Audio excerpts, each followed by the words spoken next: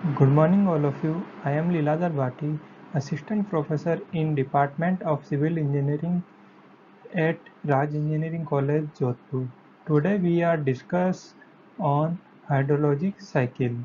जैसा कि आप सबको पता है कि एचएचएम में अपने open channel flow, turbine pump और जो डायमेंशनल एनालिसिस है वो सारे चीज़ अपन ने कॉलेज में पढ़ चुके हैं। अब अपन ऑनलाइन लेक्चर के थ्रू अपनी जो 3 टॉपिक रिमेन बाकी है वो अपन यहाँ से कवर करेंगे। तो सबसे पहले हाइड्रोलॉजी, ठीक है, सेकंड है ग्राउंड वाटर और थर्ड है कैनाल हाइड्रोलिक, ठीक है।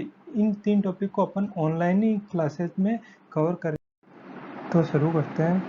Hydrology, branch of science to study the movements and characteristics of water under and over the surface is called hydrology।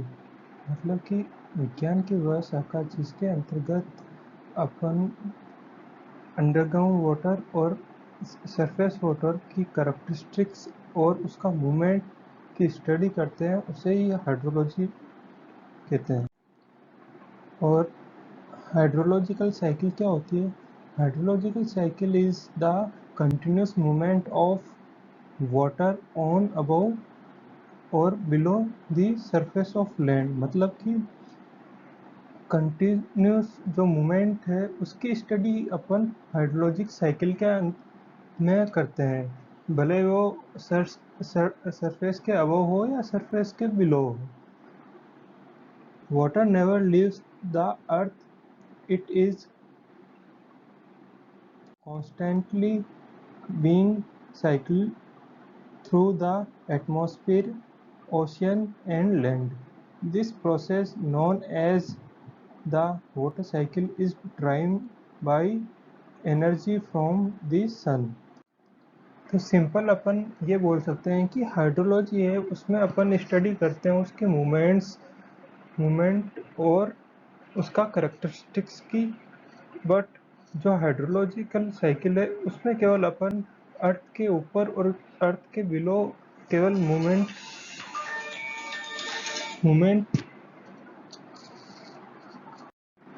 Hydrological cycle, जैसा कि मैंने पहले बताया था कि हाइड्रोलॉजिकल साइकिल में अपन केवल उस वाटर का मूवमेंट किस टाइप से होता है कि ऑन अर्थ और बिलो द अर्थ, उसके बारे में ही अपन स्टडी करते हैं। तो ये एक सिंपल सा डायग्राम है, इसके अंदर अपन को सभी चीज़ें बता रखी है कि वाटर कैसे इवोपरेट होता है, कैसे ट्रांसफ़र होता है, कैसे उसका प्रेसिपिटेशन होता है और कैसे वो रन ऑफ करके और वापस ओशन में आ जाता है। तो ये सिंपल सा डायग्राम है, हम आगे इसमें डिटेल से अपन इसकी स्टडी करेंगे, ठीक है। Component of hydrology cycle. Hydrology cycle के क्या क्या कंपोनेंट है वो अपन यहाँ देखेंगे और इनको आगे अपन डिटेल में डिस्कस करेंगे। तो फर्स्ट इसका कंपोनेंट है इवोपरेशन। इवोपरेशन मतलब कि अपन इसको हिंदी में वाष्पीकरण भी बोलते हैं। जो समुंदर या ओपन सरफेस पे वाटर होता है वो सन से एनर्जी लेके इवोपरेट हो जाता है, ठीक है। इवोट्रांसपिरेशन मीन्स इट्स मीन्स कि जो प्लांट से जो मॉइस्चर इवोपरेट होके और ऊपर बादल बनता है उसको ही इवोट्रांसपिरेशन बोलते हैं। थर्ड वन है कंडेंशन। कंडेंशन मतलब सिंपल इसको मीनिंग होता है संघनित। संघनित मतलब कि जो क्लाउड बनता है वो, ठीक है। फिर फोर्थ है प्रेसिपिटेशन। प्रेसिपिटेशन को अपन हिंदी में बारिश या वर्षा भी बोल सकते हैं। इसके बाद है इंटरसेप्शन। इंटरसेप्शन मतलब होता है अवरोधन, मतलब कि जो भी बारिश हुई है उसके जो जब वो अर्थ पे आता है तो उसके बीच में जो ऑब्स्ट्रक्शन आते हैं वो, ठीक है। अगला है इनफिल्ट्रेशन। इनफिल्ट्रेशन मीन्स कि जो वाटर बारिश के थ्रू अर्थ पे आया है वो कुछ अर्थ के अंदर इनफिल्ट्रेशन हो जाता है और वो बिलो दी अर्थ अपने एक लेवल पर जाके इकट्ठा होना स्टार्ट हो जाता है। वही अपन इस पूरी प्रक्रिया को अपन इनफिल्ट्रेशन बोलते हैं। ठीक है, नेक्स्ट है रन ऑफ।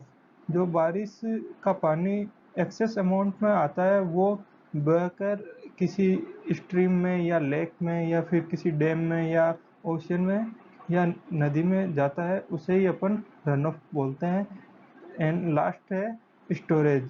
जो भी वाटर रन ऑफ होके किसी भी स्ट्रीम कहीं पे भी जाके इकट्ठा हो रहा है उसी को अपन स्टोरेज बोलते हैं। ठीक है, तो ये हो गए कुछ कंपोनेंट जो कि हाइड्रोलॉजिक साइकिल के इम्पोर्टेंट कंपोनेंट हैं। तो फर्स्ट है evaporation. Evaporation occur when the water change from liquid state to gasolic stage. Evaporation occur on water surface like lake, sea, etc. Evaporation moisture is lift into atmosphere। मतलब कि जो evaporation है उसमें water की stage change हो जाती है, वो लिक्विड स्टेज से गैसोलिक स्टेज में कन्वर्ट हो जाता है। ये जो प्रक्रिया होती है वो जो सरफेस के ऊपर जो वाटर होता है केवल उसी से होती है जो लेक में या सी में है। ठीक है, इसके कारण जो एटमॉस्फेयर होता है उसमें भी मॉइस्चर कंटेंट आ जाता है। सेकेंड है evapotranspiration. Evapotranspiration is water evaporating from the ground and transpiration by plants. मतलब कि जो भी पेड़ पौधों के through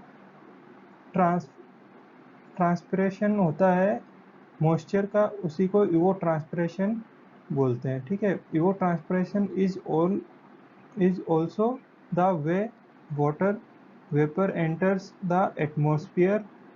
about 90% of atmosphere water comes from evaporation while the remaining 10% from the transpiration. Water is evaporate from lakes, stream, ocean and plants. Transpiration, पिछले slide में अपन ने देखा था कि जो 90% होता है वो इवोपरेशन से होता है वाटर एटमॉस्फेयर में, और जो ट्रांसपिरेशन से कि ओनली फॉर 10% होता है। तो transpiration occur when plants take in water through the root and release it through the leaves. A process can clean water by removing contaminants and pollution. Transpiration is the biological process that occurs mostly in the days water inside plants is transferred to the atmosphere as water vapor. Only a same portion of water is released by the plants।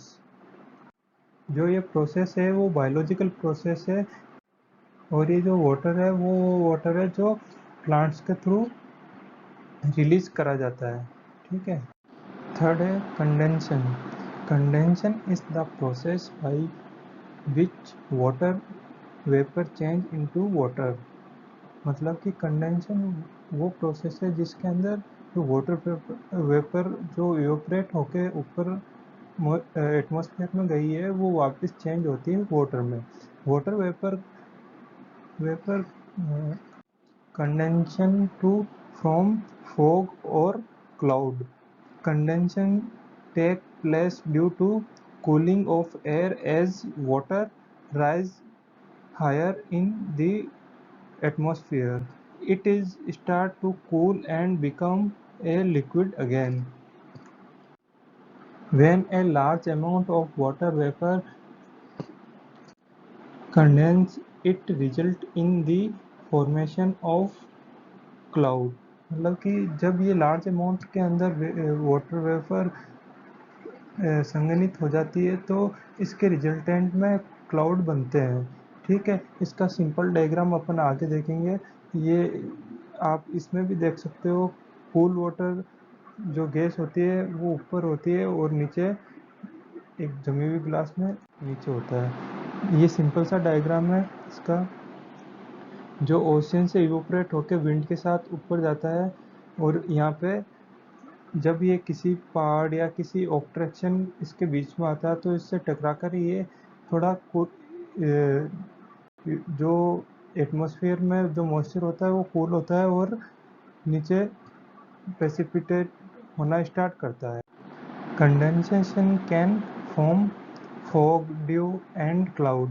मतलब कि ये तीन type से present रहता है। First है fog यानी कोहरा, सेकंड है ड्यू जो अर्थ के सरफेस पे अपन देखते हैं कि सुबह सुबह जो ड्यू या जो ओस की बूंदें आके गिरती है वो, ठीक है। थर्ड वन है इस क्लाउड, जो क्लाउड के रूप में हवा में रहता है ऊपर एटमॉस्फेयर में।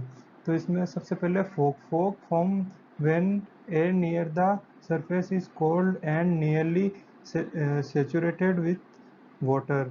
Now when water from the ground evaporates, it condenses immediately, forming thin water droplets that create a low layering cloud we called fog. जो कोहरा था वो, ठीक है, जो अपने को सर्दियों में ज़्यादा देखने को मिलता है। ड्यू, सेकंड है due. Due form at night when air become saturated with water vapor. When the saturated air comes in contact with plants or other objects, it condenses, leaving thin water droplet behind in the object. ठीक है। Third है cloud. When the air contained water vapor is heated by the sun, it's rising into the atmosphere by conversion. The water vapor in the air is then cooled by the cooler air heater in the atmosphere, causing the relative humidity to increase. As the relative humidity increases, the air eventually becomes saturated. The water vapor then condenses into thin water droplets, ground particles of dust or salt in the air. These thin water droplets make up cloud. ठीक है, आपको समझ में आ गया ना तीनों क्या होते हैं। तो नेक्स्ट चलते हैं अपन प्रेसिपिटेशन, जिसका सिंपल सा मीनिंग होता है बारिश। When the water in the cloud get too heavy, the water fall back to the earth. This called precipitation. Precipitation is the process that occur when water parts fall from the atmosphere and reach the ground. ठीक है। Precipitation water may be fall into water body or on land. It can then go to stream or into the soil. जो बारिश होती है वो कैसे होती है, जब बादल हेवी हो जाते हैं वाटर से तो वो फॉल बैक करते हैं ऑन अर्थ। ठीक है, इसे कोई प्रेसिपिटेशन बोलते हैं। और ये जो वाटर आता है वो या तो डायरेक्ट स्ट्रीम बॉडी में चला जाता है या फिर जो रन ऑफ होके आगे चला जाता है या फिर पेनिट्रेट हो जाता है इनटू द सोइल। अब है टाइप ऑफ प्रेसिपिटेशन। फर्स्ट है ड्रेजल। ड्रेजल मीन्स बूंदाबांदी, ठीक है। सेकंड है रेन, जो अपन नॉर्मल बारिश बोलते हैं वो। थर्ड है फ्रीजिंग रेन, जो जमी हुई बारिश होती है उसको अपन फ्रीजिंग रेन बोलते हैं, ठीक है। फोर्थ है स्लीट। इसमें क्या होता है कि ओलों के साथ बारिश होती है, ठीक है। फिफ्थ है स्नो। स्नो जो हिमपात बोलते हैं। सिक्स है हेल। हेल मीन्स ओले, जिसमें केवल ओलों की बारिश होती है। ये तो एक 6 टाइप की अपने प्रेसिपिटेशन हो गया। नेक्स्ट है interception. Interception refer to precipitation that does not reach the soil but is insult in intercepted by the leaves and branches of plant and the forest floor. It's means बारिश के बाद में जब water run of करता है तो उसके बीच में कुछ ऑब्स्ट्रक्शन आते हैं, वो जो अर्थ की टोपोग्राफी है उसके थ्रू भी आ सकते हैं, या फिर जो वाटर रन ऑफ हो रहा है उसके जो रन ऑफ होने की डायरेक्शन है उसके बीच में कहीं कोई प्लांट आ गया है या कहीं पे कुछ पत्थर आ गया या कोई मिट्टी है, तो उसके कारण भी इंटरसेप्शन होता है और उसको टाइम मिलता है इनफिल्ट्रेशन होने के लिए in the underground water. Infiltration, some precipitation seep into the groundwater and is stored in layer of rock below the surface of the earth। मतलब कि जब बारिश का पानी अर्थ पे आता है तो कुछ तो एक्सेस अमाउंट में आने के कारण रन ऑफ होना स्टार्ट हो जाता है, लेकिन कुछ ऑब्स्ट्रक्शन और ऐसी चीज़ें जब उसके पानी में रुकावट होती है और उसका फ्लो कम होता है तो वो इनफिल्ट्रेट होना स्टार्ट कर देता है सोइल के अंदर। जब तक रूट जोन होता है सोइल में जब तक तो इनफिल्ट्रेशन होता है, जब वो उससे नीचे का जोन आता है तो वो परकुलेट होता है नीचे और उसके नीचे फिर वो डिस्चार्ज होता है। उसको डिस्चार्ज हमेशा सेचुरेशन जोन में होता है जो ग्राउंड वाटर कहलाता है और वहीं पर वो बहता है। ठीक है, दिस वाटर से there for varying amount of time some water may evaporate into the hydraulic cycle within days while other water will stay in the ground for continuous or more. This process of precipitation seeping into the groundwater is called infiltration।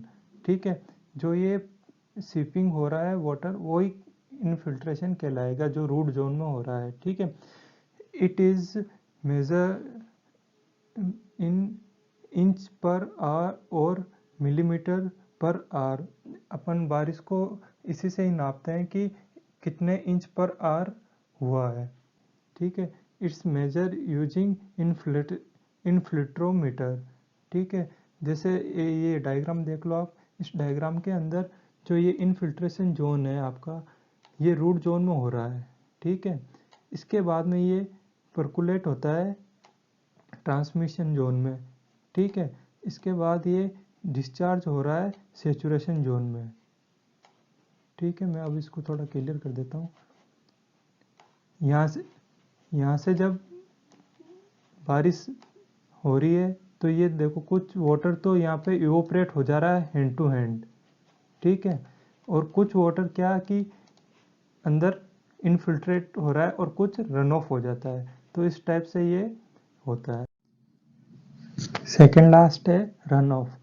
जैसा कि अपन सब जानते हैं जब excess amount में बारिश होती है तो वो वाटर इनफिल्ट्रेट नहीं हो पाता और ज़्यादा ऑब्स्ट्रक्शन नहीं होने के कारण वो वाटर जो अर्थ की सरफेस है उस पर बहना शुरू कर देता है और वो कहीं वाटर बॉडी में या कहीं पे जाके इकट्ठा होता है, तो इसी को ही अपन रन ऑफ बोलते हैं। Run of is the precipitation that did not gate absorbed into the soil or did not evaporate। Runoff cause erosion and also carrying chemicals and subtraction on the ground surface। जो ये run of होता है उसके साथ में क्या कि ये सोइल का इरोजन भी करता है और कुछ केमिकल और ऑब्स्ट्रक्शन को साथ में ये ग्राउंड वाटर के साथ जाके मिल जाता है। ठीक है, ये आप इस डायग्राम में भी देख सकते हैं, ये दे रखा है। अगर इसमें जो रन ऑफ होके ये लेक में आ रहा है। ठीक है, लास्ट है स्टोरेज। स्टोरेज अपन इसको लास्ट पॉइंट तो नहीं बोल सकते क्योंकि ये एक साइक्लिक प्रोसेस है और कंटिन्यूस प्रोसेस है, तो इसका एंडिंग और लास्ट पॉइंट अपन डिसाइड करना मुश्किल है क्योंकि ये सारी जो चीज़ें हो रही है वो एक साथ ही होती है। जब बारिश होती है तो उसके साथ भी इवोपरेशन होता है, उसके साथ ही इनफिल्ट्रेशन होता है, तो अपन इसको अलग अलग करके नहीं देख सकते। ये मतलब कि एक साथ ही प्रोसेस होता है, इसलिए इसको साइक्लिक प्रोसेस बोलते हैं। लेकिन अपन थ्योरेटिकली इसको लास्ट बोल सकते हैं। तो storage, there are 3 basic water storage place in atmosphere, on earth surface and ground surface. मतलब कि अपन इसको 3 टाइप से अपन इसको डिफाइन कर सकते हैं कि फर्स्ट है जो एटमॉस्फेयर में जो वाटर है वो, सेकंड है जो अर्थ सरफेस पे वाटर प्रेजेंट है वो, और थर्ड वन इज जो अंडरग्राउंड वाटर स्टोरेज में जो वाटर है वो। ठीक है, तो सरफेस स्टोरेज पे जो वाटर है वो 4 मतलब कि फॉर्म में अपने को यहाँ पे दिखता है। फर्स्ट है ओशियन, लेक, रिजर्वोयर और glaciers. Underground storage occurs in water in the crack of rocks. That all about hydraulic cycle. Thank you. तो अपन ने आज जो हाइड्रोलॉजी का जो फर्स्ट क्लास है वो पढ़ी है अपन ने, हाइड्रोलिक साइकिल। इसमें 2-3 क्लास और आने वाली है क्योंकि इसका जो सिलेबस है वो थोड़ा बड़ा है। ठीक है, तो लॉकडाउन के कारण अपन ई लर्निंग के माध्यम से अपना सिलेबस कंप्लीट कर रहे हैं। तो प्लीज़ सारे बच्चे अपनी 100% अटेंडेंस रखें और टाइम पे अपनी क्लास लें और घर पे रहकर अपने और अपने परिवार को सुरक्षित रखें। Thank you.